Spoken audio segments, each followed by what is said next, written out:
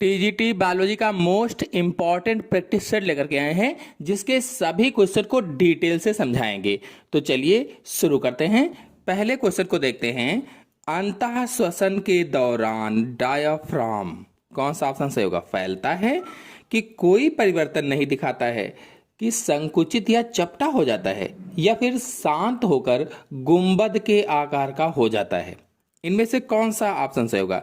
अंतः श्वसन के दौरान क्या होता है? सोचिए और बताइए।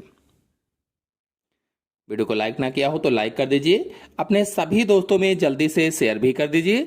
फिलहाल इसका आंसर सही होगा सी, संकुचित एवं चपटा हो जाता है।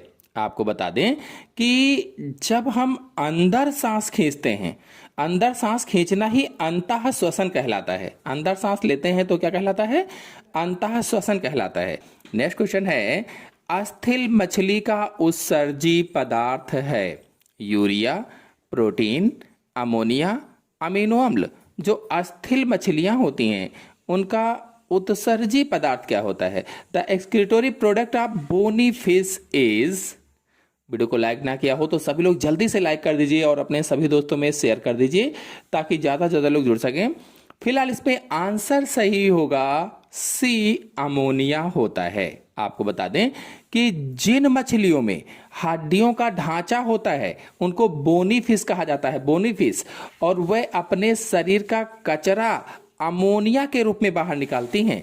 अमोनिया बहुत जहरीला होता है और इसे शरीर से निकालने के लिए बहुत सारे पानी की जरूरत होती है, जो कि पानी में रहने वाली मछलियों के पास भरपूर होता है। यहीं पर आपको बता दें कि जहां जल में रहने वाली अस्थिल मछलियां अमोनिया निकालती हैं, वहीं पर कार्टिलेज जो मछलियां होती हैं, जो कार्टिलेज मछलियां होती हैं जैसे शार्क वगैरह है, तो यूरिया का उत्सर्जन करती हैं, यूरिया का। नेक्स्ट क्वेश्चन है, ल्यूकोसाइट निम्न में से किसे अधिक मात्रा में रखती है? Basophils, neutrophils, eosinophils, monocytes. Leucocytes निम्न में से किसे अधिक मात्रा में रखती है? Which of the following is present in maximum quantity in leucocytes? सोचिए और बताइए कौन सा ऑप्शन सही हो सकता है। वीडियो को लाइक ना किया हो तो सभी लोग जल्दी से लाइक कर दीजिए और अपने सभी दोस्तों में शेयर भी कर दीजिए। चैनल पहली बार आए हैं तो चैनल को सब्सक्राइब करके बेल आइकन को भी प्रेस कर लीजिए। तो ऑप्शन सही होगा इसमें से भी न्यूट्रोफिल्स। आपको बता दें ल्यूकोसाइट्स यानी हमारी सफेद रक्त कोशिकाएं जो होती हैं, जो WBC होती हैं, जो कि बीमारियों से लड़ती हैं, तो इनमें सबसे अधिक संख्या न्यूट्रोफिल्स की होती है। न्यूट्रोफिल्स की लगभग में 60 से 70%। और ये शरीर में बैक्टीरिया या इन्फेक्शन होते ही सबसे पहले मोर्चा संभालने का काम करती हैं।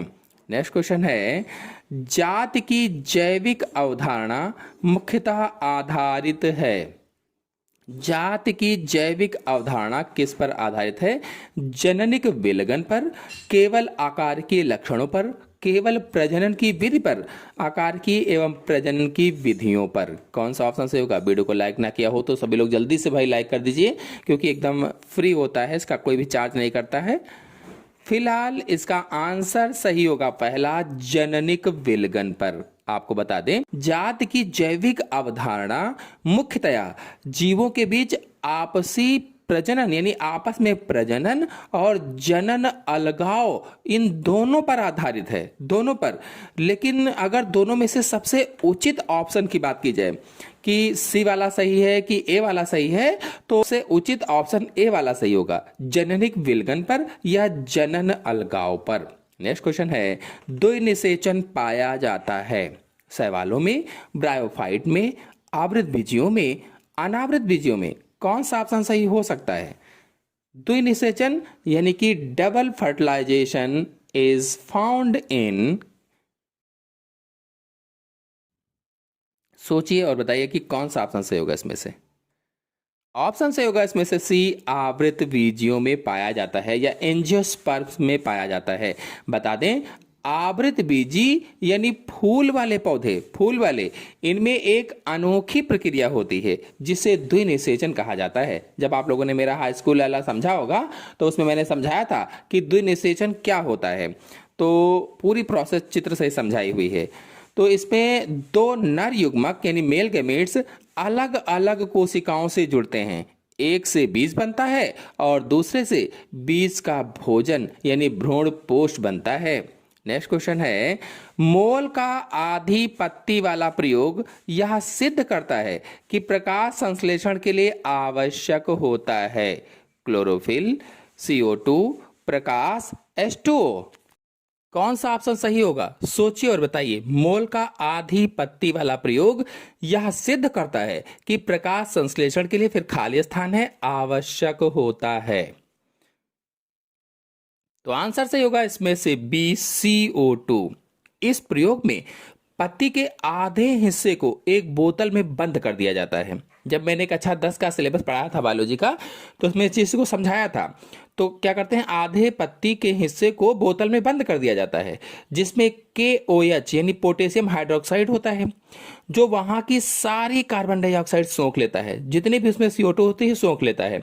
चूंकि उस आधे हिस्से को CO2 नहीं मिलती है, इसीलिए वह स्टार्च नहीं बना पाता या भोजन नहीं बना पाता, क्योंकि भोजन बनाने की क्रिया में CO2 हो रही थी कि नहीं प्रकाश संश्लेषण में, जिससे साबित होता है कि प्रकाश संश्लेषण के लिए CO2 जरूरी है। तो इसमें ऑप्शन से होगा बी, CO2। नेक्स्ट क्वेश्चन है, निम्न में से कौन सा फेनरोगेम्स के अंतर्गत रखा गया है? Which of the following is placed under phanerogams? कौन सा आंसर से होगा, सोचिए और बताइए। आवृत बीजी, अनावृत बीजी, टेरिडोफाइट्स, ए व बी दोनों? कौन सा ऑप्शन सही होगा?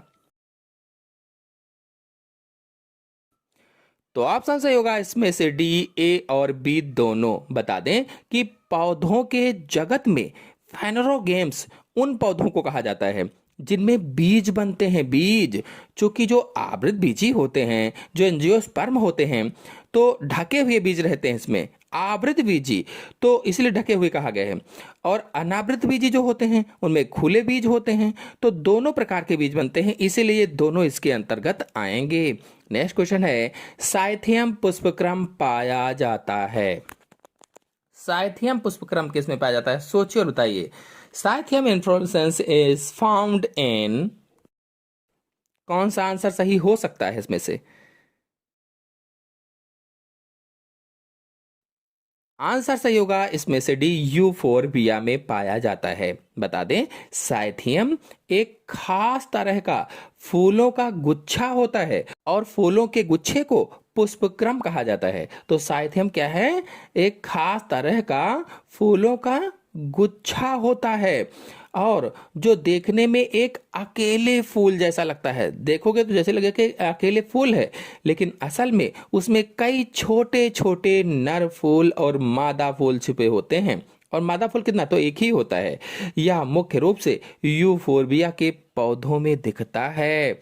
नेक्स्ट क्वेश्चन है, निम्न में से किसकी पद्धति को वर्गीकरण की लैंगिक पद्धति कहते हैं, यानी सेक्सुअल सिस्टम ऑफ क्लासिफिकेशन कहते हैं? सोचिए और बताइए। कौन सा आंसर सही हो सकता है?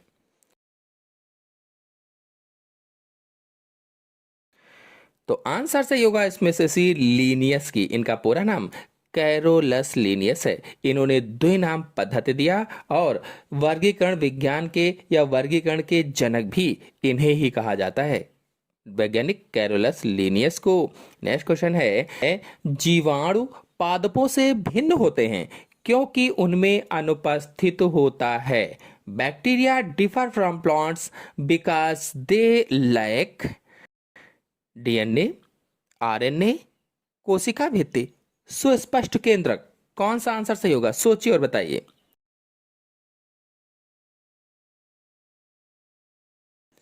आंसर सही होगा इसमें से डी, सुस्पष्ट केंद्रक। बता दें कि जीवाणु प्रोकैरियोटिक जीव होते हैं। जीवाणु माने जो बैक्टीरिया होते हैं, ये प्रोकैरियोटिक जीव होते हैं, और पौधों की कोशिकाओं में एक सुंदर और झिल्ली से ढका हुआ साफ सुथरा केंद्रक होता है या न्यूक्लियस होता है।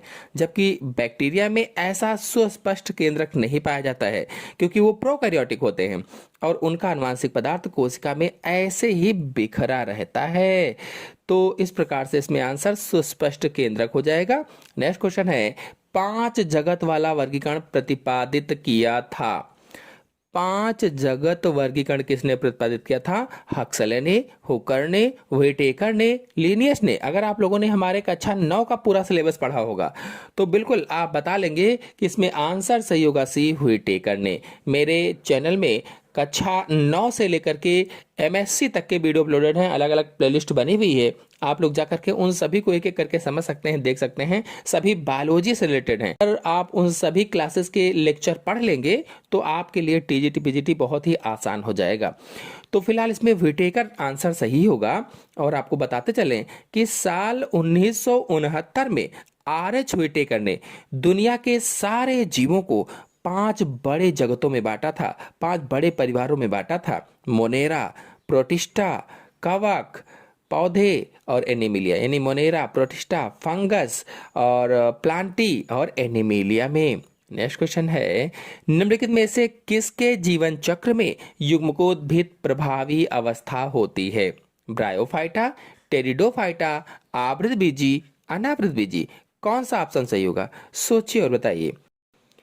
In the life cycle of which of the following is a gametophyte the dominant stage?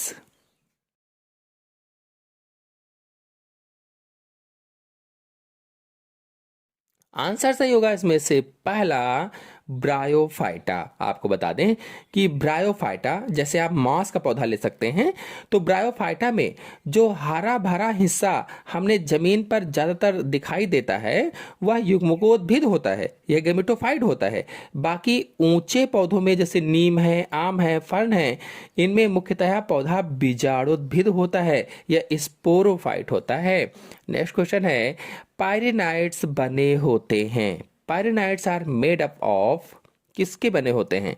कौन सा ऑप्शन सही होगा? 4 बड़े बड़े से ऑप्शन यहाँ पर दिए गए हैं।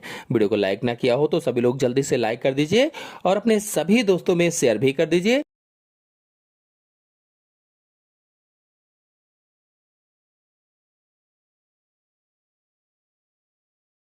फिलहाल इसका आंसर सही होगा सी, प्रोटीनी केंद्र तथा मंड के आच्छद द्वारा। बता दें कि शैवाल माने एल्गी, तो शैवाल या एल्गी के क्लोरोप्लास्ट में एक छोटी सी संरचना होती है जिसे पायरिनाइड कहते हैं, पायरिनाइड। और इसके बिल्कुल बीच में या केंद्र में प्रोटीन होता है और इसके चारों तरफ स्टार्च या मंड की एक परत चढ़ी होती है, परत, और यह भोजन जमा करने का काम करती है।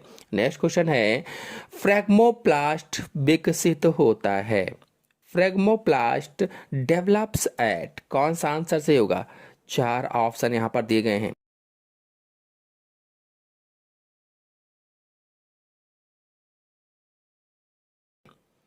ऑप्शन से होगा इसमें से भी पश्चावस्था के अंत में, यानी एनाफेज के लास्ट में विकसित होता है। आपको बता दें कि जब पौधों की कोशिका का बंटवारा हो रहा होता है या सेल डिवीजन हो रहा होता है तो एनाफेज या पश्चावस्था के खत्म होते होते बीच में एक ढांचा बनने लगता है जिसे फ्रेगमोप्लास्ट कहा जाता है, फ्रेगमोप्लास्ट। और यही आगे चलकर नई कोशिका भित्ति बनाता है या नई सेल वॉल का निर्माण करता है। नेक्स्ट क्वेश्चन है, अनावृत बीजियों में फल नहीं पाया जाता क्योंकि, फल नहीं पाया जाता है क्योंकि, यानी जो जिम्नोस्पर्म होते हैं उसमें फल नहीं पाया जाता है क्योंकि, fruits are not found in gymnosperm because. कौन सा आंसर सही होगा? सोचिए और बताइए।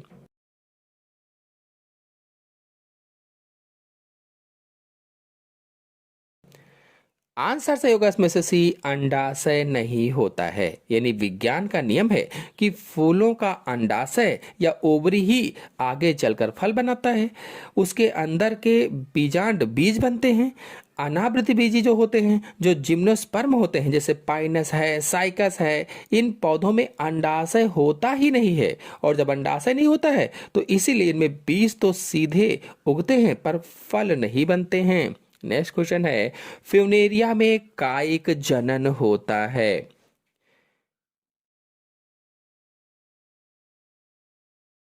Vegetative reproduction in Funaria takes place by, प्राथमिक प्रोटोनिमा द्वारा, जेमी द्वारा, द्वितीयक प्रोटोनिमा द्वारा, उपरोक्त तो सभी। कौन सा आंसर से होगा? सोचिए और बताइए।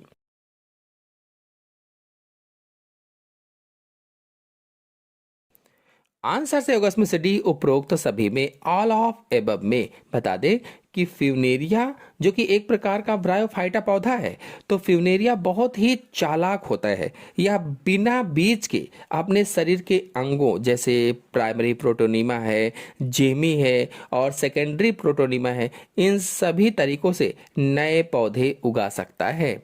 नेक्स्ट क्वेश्चन है, निम्नलिखित में से किस परिवर्तन के दौरान पौधों में अर्धसूत्री विभाजन होता है? सोचिए और बताइए कि कौन सा ऑप्शन सही हो सकता है, किस परिवर्तन के दौरान होगा।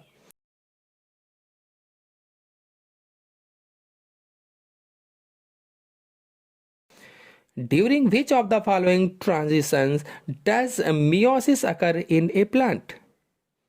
तो ऑप्शन सही होगा इसमें से भी, बीजाणुत्भेद से युग्मकोत्भेद यानी स्पोरोफाइट टू गैमेटोफाइट। बता दें कि पौधों में जब बीजाणुत्भेद अवस्था जिसमें कि क्रोमोसोम डबल होते हैं, ट्विन होते हैं, से युग्मकोत्भेद अवस्था जिसमें क्रोमोसोम आधे होते हैं यानी एन होते हैं की शुरुआत होती है, तब क्रोमोसोम आधा करने के लिए अर्धसूत्री विभाजन की जरूरत पड़ती है ताकि बीजाणु बन सके या स्पोर बन सके। नेक्स्ट क्वेश्चन है, C3 पौधों में प्रकाश संश्लेषण की अप्रकाशिक अपक्रिया के दौरान निर्मित प्रथम स्थायी उत्पाद है। प्रथम स्थायी उत्पाद क्या होगा, सोचिए और बताइए।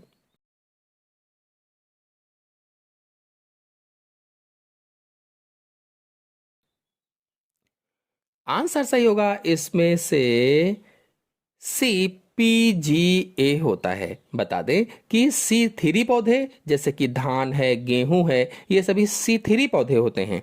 इनमें जब बिना रोशनी वाली प्रतिक्रिया होती है यानी डार्क रिएक्शन होती है, तो कार्बन डाइऑक्साइड जुड़ने के बाद जो सबसे पहला टिकने वाला केमिकल बनता है वह 3 कार्बन वाला होता है, जिसे PGA या फास्फोग्लिसरिक एसिड कहते हैं। नेक्स्ट क्वेश्चन है, रुक्ष तथा चिकनी अंतःप्रदीप्त जालिकाओं में यह अंतर होता है कि रुक्ष अंतःप्रदीप्त जालिका पर राइबोसोम नहीं होते हैं, पर राइबोसोम पाए जाते हैं, के द्वारा प्रोटीनों का परिवहन नहीं होता है, प्रोटीनों का परिवहन करती हैं। कौन सा आंसर सही होगा, सोचिए और बताइए।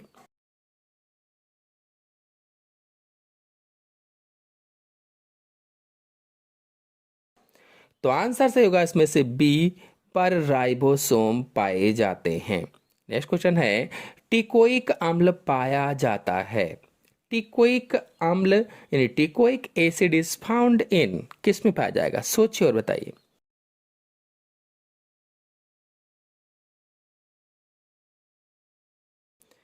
आंसर सही होगा इसमें से पहला, ग्राम धनात्मक जीवाणु की कोशिका में टिकोइक अम्ल पाया जाता है।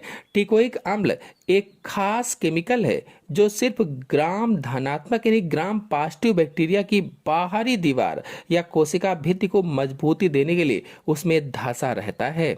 नेक्स्ट क्वेश्चन है, विषम बीजाणुकता तथा कुंडलित क्रैसलय विन्यास दोनों में पाए जाते हैं, किसमें, कौन सा आंसर सही होगा, सोचिए और बताइए।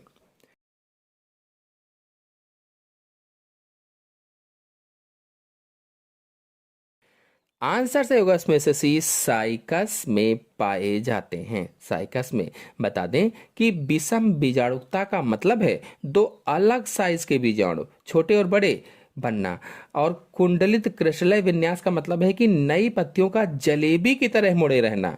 ये दोनों शानदार लक्षण साइकस के पौधों में एक साथ देखने को मिलते हैं। नेक्स्ट क्वेश्चन है, प्लास्टोसाइनिन में होता है तांबा, लौह, कैल्शियम, पोटेशियम।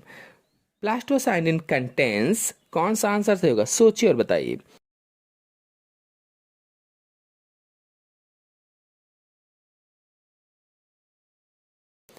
आंसर से होगा इसमें से पहला, तांबा होता है। बता दें कि प्लास्टोसाइनिन प्रकाश संश्लेषण के दौरान इलेक्ट्रॉन को एक जगह से दूसरे जगह ले जाने वाला एक प्रोटीन है, और इसके केंद्र में तांबा मौजूद होता है या कॉपर मौजूद होता है, जिसकी वजह से इसका रंग नीला दिखाई देता है। नेक्स्ट क्वेश्चन है, निम्नलिखित में से कौन सा पिरामिड सदैव सीधा होता है तथा कभी भी उल्टा नहीं हो सकता, सोचिए और बताइए। अगर आप लोग पिरामिड के बारे में जानना चाहते हैं तो हमारे चैनल में वीडियो अपलोडेड है, आप लोग जाकर के अच्छी तरीके से सभी पिरामिड को समझ सकते हैं। तो व्यवहार का पिरामिड, संख्या का पिरामिड, ऊर्जा का पिरामिड, ए और सी दोनों, कौन सा ऑप्शन सही होगा? सोचिए और बताइए।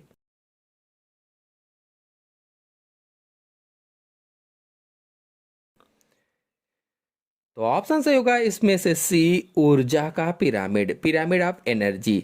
बता दें कि प्रकृति का नियम है कि ऊर्जा जब भी एक जीव से दूसरे जीव में जाएगी तो होगा क्या कि जैसे घास है तो घास से को हिरण ने खाया और हिरण को शेर खा गया।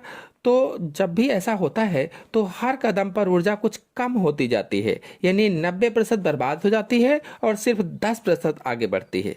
इसीलिए नीचे हमेशा ज्यादा ऊर्जा होगी और ऊपर हमेशा कम होगी, जिससे यह पिरामिड हमेशा एकदम सीधा रहेगा। नेक्स्ट क्वेश्चन है, निम्नलिखित में से कौन एक द्वितीयक प्रदूषक है? CO2, SO2, NO2, H2O। द्वितीयक प्रदूषक कौन सा है? सोचिए और बताइए।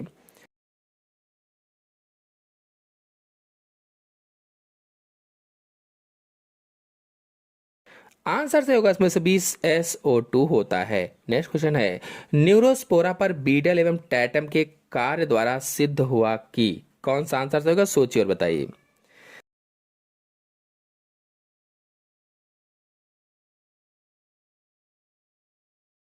आंसर से होगा इसमें से सी, प्रत्येक जीन विशिष्ट एंजाइम हेतु उत्तरदायी होता है। बता दें कि बीडल और टाटम नाम के वैज्ञानिकों ने न्यूरोस्पोरा पर रिसर्च करके यह बहुत बड़ी खोज की थी कि हमारे शरीर का एक अकेला जीन हमारे शरीर में एक खास एंजाइम को बनाने का हुक्म देता है। इसे विज्ञान में वन जीन वन एंजाइम का सिद्धांत भी कहा जाता है। अगर आप लोग बीडल एवं टाटम का सिद्धांत जानना चाहते हैं तो हमारे चैनल में अपलोडेड है, समझाया हुआ, जाकर के देख सकते हैं। फिलहाल आपको आज के सभी क्वेश्चन अच्छी तरह समझ में आ गए होंगे। आ गए हों तो वीडियो को लाइक कीजिए, अपने सभी दोस्तों में जल्दी से शेयर कर दीजिए। चैनल पहली बार आए हैं तो चैनल को सब्सक्राइब भी कर लीजिए। धन्यवाद।